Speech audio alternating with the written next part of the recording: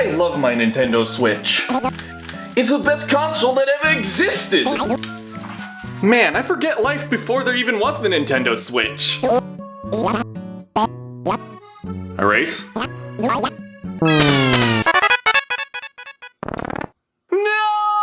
Being a Nintendo fan is like being in a marriage that only starts to get better after 20 years. For years, it feels like we had to wait for every presentation to see if our big boys were coming out to play. We just hope and pray that they'd announce something that would be hype for the year to come. I mean, a lot of you kids just got here, you're just like, I can play Fortnite in the toilet. No, imagine waiting a year until E3 rolls around, only to be greeted to. 点が黄色いエリアの中にね、綺麗にこう上手なんです。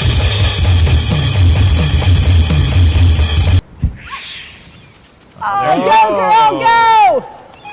Yes! Very nice.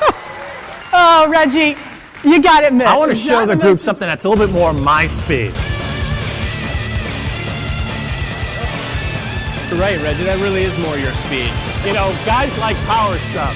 Oh, Jesus Christ. Even if Nintendo was winning, they really weren't. That was until the Nintendo Switch. Ah, look at this baby, look at it. This was totally different. We got a promo Apple-esque commercial with young people doing hip things of forwarding condos all by themselves that are probably $600,000 and a dog. What job do you work that you can play games at 3 a.m.? It's kind of all surreal until you finally get this thing in your hands. You're telling me that I can play a big girl Zelda on this Kindle-looking console?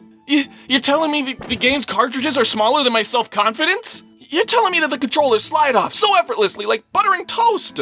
You're telling me a console that was this modular, that had this many different functionalities, was all okay right out the gate? How? It's almost as if this console is the product of a lot of experiments and failures, but beats me what that could mean. Trust me, success can only come from imminent failure over and over again. For me, it was bad YouTube videos, but for Nintendo, it was the joke of the console known as the Wii U.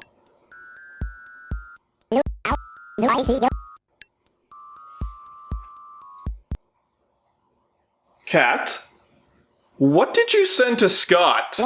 Oh boy! I can't wait to see what Relendix Appendix sent me. Aw, I know exactly what to send back. Scott sent me back 2 wet socks and a card that laughs when it opens.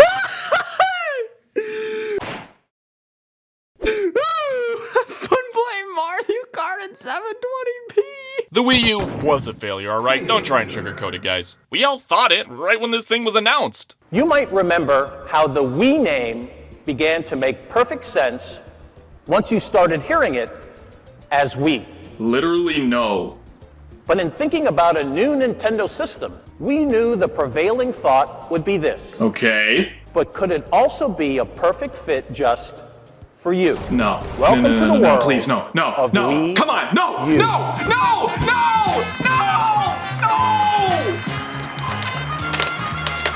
And that defined 4 years of a console's life cycle. On launch, it came with a killer lineup of new Super Mario Bros. U. Now, in my own brain, what makes you think that I'm gonna teeter in anticipation in my chair as I'm hovering over the buy button on Amazon to purchase a Wii U, all over this game I've played on other consoles for the past decade? Now, okay, not a bad game, but what the fuck?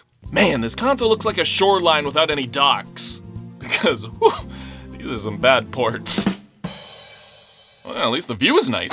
So, okay, the Wii U, it's super easy to rag on this console, alright? Fisher-Price design, the SpongeBob karate type padding, a half-baked social platform, kind of bad menus, and discs that are stupid to develop. Man, flat earthers, have I got a theory for you? And I think Nintendo knows that this console was a failure. Oh gee, Alax, what do you mean? Mario Maker Yoshi's Woolly World ported to the 3DS. Donkey Kong Tropical Freeze, Mario Kart 8, Pokken, Breath o' the Wild, all ported to the Switch. Ah, geez, I think I stepped in something. Oh, god damn it, Captain Toad and Hyrule Warriors on both.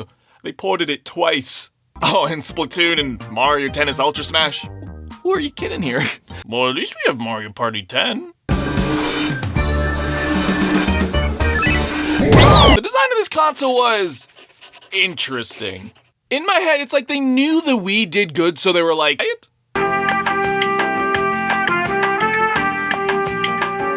Now, when we first saw this thing, we thought it would be utilized for cool, dynamic new gameplay experiences. Golf, drawing, fitness, and I'm all for ideas like this, but in a lot of the games you'll play on Wii U, none of this was realized. This is the new controller for Wii U.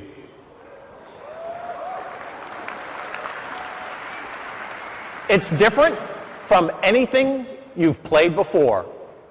It's infinitely complex and yet perfectly simple. In a lot of the games, it was like, look, it's a hand. Look, you can, look, buy your console. Yeah, I think 5 minutes is more than enough time to rag on the Wii U. I think I made my point. This console had no games. It didn't really get supported all that much by third parties. And overall, it was kind of a failure for the company. But in my own subjective experience with the console, I had a lot of fun with the unique ways they utilized the Wii U gamepad. And honestly, it was unlike anything I played during that console generation, and I think there's a lot to be said about the Wii U that hasn't for a while, because its younger brother's just so much better. One of my favorites is Super Mario Maker. This game was great for Mario fans that were tired of this. It's like Nintendo legitimized ROM hacks and then made money off of them. Wow, wow, okay, that's not really that cool. Where the gamepad comes in is it's actually very intuitive to build stages in a short amount of time. There aren't any particularly challenging things about designing a level. It's just as easy as picking up blocks, enemies, or objects and placing them. And it's super dynamic. You can put anything in a pipe, put wings on anything, and do this. Look at that. You can also make really hard levels that nobody will play. You could actually find your friends' levels and play them and save them. Probably the best utilizations of Wii U's online, I would say. Another forgotten gem is Game & Wario. It's barely a Wario game, but I've had fond memories of this game when it first came out. Sure, you do have the iconic WarioWare games like Gamer, but they had a cool little twist. So you're doing your normal WarioWare stuff, you know, shitting the bed, picking your nose, whatever. But they add a new feature to it that adds a new level of pressure that I don't think you can get out of regular games. So you play the WarioWare games on the gamepad, but your ass is supposed to be asleep. It's a school night. So you gotta make sure you're playing covertly and so your mom doesn't see you. Yeah, sure, you have to play the games well, but there's this extra layer of focus that you have to have on your mom and where she is. Fruit was also one of my favorite. Who are you people? So one person's a thief on the gamepad and they have to steal these fruits on the map, but there's this huge crowd of people and you can't really make out who's who. You gotta focus and you gotta make sure you're keeping an eye out for all the unlikely suspects. Again, a very impactful, unique experience you can only have on the gamepad. It takes advantage of the fact that you can move the Wii U gamepad wherever in the room and have a private play experience. Actually, this reminds me of Nintendo Land. It had some single-player experiences, but some of my favorites were the multiplayer ones. In Mario Chase, one person with the gamepad has a map that has all the location of your toad-ass foes. And with this, as the single player, you have more tools in order to evade all the other people. Animal Crossing Sweet Day, however, has you be the chaser. While other players have to collect candy, you actually use two sides of the Wii U gamepad in order to control two characters, but the additional screen allows you to see more than them. And Zombie U! Cool. I'll be honest, this one was a bit of a fever dream. I did play it, I just didn't complete it. Now, the gimmick was the thing that was cool. You'd actually utilize your Wii U gamepad in order to simulate you looking into your backpack or your inventory. So you couldn't do it in areas with zombies, you'd have to be careful where you used it. So it was a lot about survival and utilizing your resources. There's probably more to it, but that's all I remember. Pikmin 3! This is my first entry to the Pikmin series and I loved it. Now, it didn't do anything super special with the Wii U gamepad like some of these other games, but for a game about multi-managing, it really helped a lot. You could see where your Pikmin are, you could move to certain locations on the map by tapping where you want to go. Hey, you can see where your dad is, look, hey, what are you doing over there? Star Fox Zero. You know what? You guys can win this one. But putting that to the side, and I mean like the way side, like really far away, like get that shit away from me. Not all the games on the Wii U needed to utilize the gamepad to be good. Sure, it's a plus when you actually utilize the part of the console that was the marketing point, but there were some games that just stood on their own merits that were strong titles that I enjoyed on the Wii U. The few games that were there, the very few games that it had, the small, minuscule library it had, it was pretty good. I have many pleasant memories of playing the games on this console, like Super Mario 3D World. Sure, it didn't use the console features all that much, except for Miiverse. Okay. Alright. But I played the shit out of this. I would argue it has more solidly designed platforming mechanics than any of the other 3D Mario games. Sure, it doesn't have a sandbox, for example, but the platforming and all the stages have unique design elements that really shine through better than any of the other Mario games, even better than Galaxy. It has tight design with each of its linear levels that expand as you go through them. For what it was trying to do, I think it did it well. Now add it to my list of videos that I gotta do, alright? And Toad dives in the pussy costume. He's doing a dive roll in the cat costume. Bayonetta 2. It was ass. It was a Wii U exclusive, for better or for worse. And for fans of Bayonetta, it's all you could have wanted out of this game. Me, however, I have more refined tastes. Paper Mario Color Splash. It was both hilariously written and a hilarious insult to the series. Where there is a game, it's just as enjoyable as 52 Pickup. Have fun!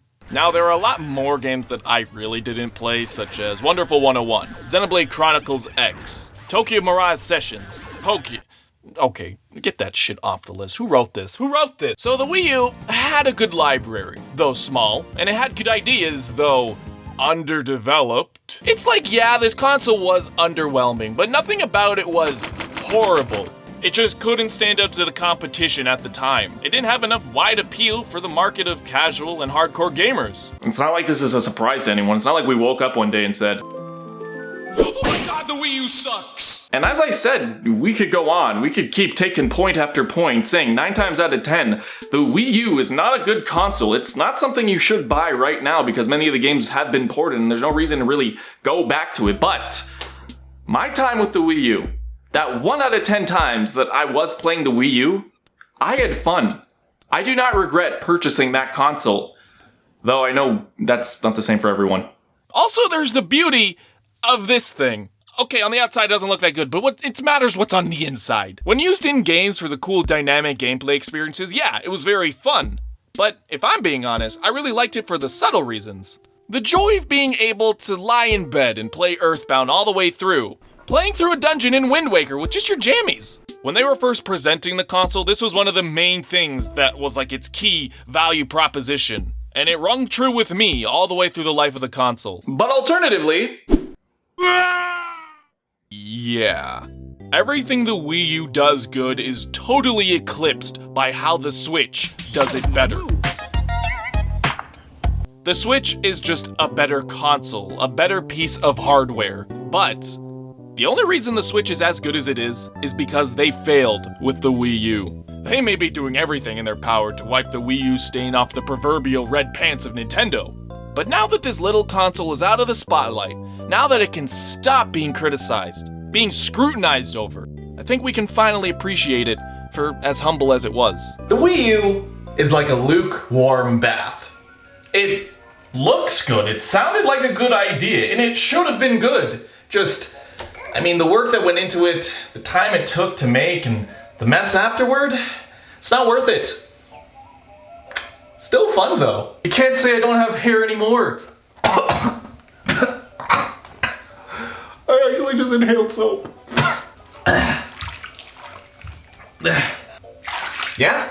Wait, what do you mean this bit got old?